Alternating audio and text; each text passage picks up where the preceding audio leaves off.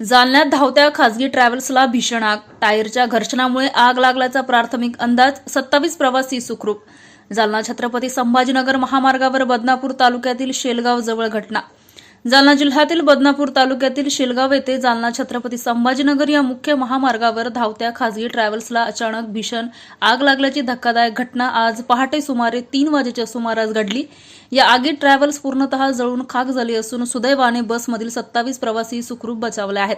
प्राथमिक माहितीनुसार सदर खासगी ट्रॅव्हल्स ही पुणे ते यवतमाळ या मार्गावर प्रवास करत होती. बदनापूर तालुक्यातील शेलगाव परिसरात आल्यानंतर बसच्या टायरच्या घर्षणामुळे अचानक आग लागल्याचा प्राथमिक अंदाज वर्तवण्यात येत आहे. काही सेकंदातच आगीने भीषण रूप धारण केले आणि संपूर्ण बस आगीच्या भक्ष्यस्थानी सापडली. चालकाची तत्परता, मोठा अनर्थ टळला. आग लागल्याचे लक्षात येताच चालक व त्याच्या सहकाऱ्यांनी प्रसंगावधान राखत तात्काळ बस थांबवली आणि बसमधील सर्व 27 प्रवाशांना सुरक्षितपणे बाहेर काढले. त्यामुळे कोणतीही जीवितहानी झाली नाही.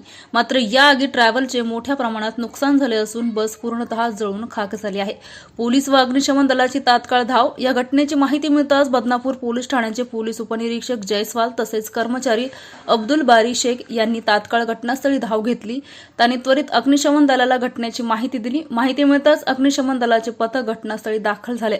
मात्र आग भीषण असल्याने ती नियंत्रण आणण्यासाठी मोठ्या प्रमाणावर प्रयत्न करावे लागले. तब्बल 2 तासाच्या अथक प्रयत्नानंतर आग आटोक्यात आणण्यात यश आलं. तोपर्यंत ट्रॅव्हल्स पूर्णतः जळून खाक झाली होती.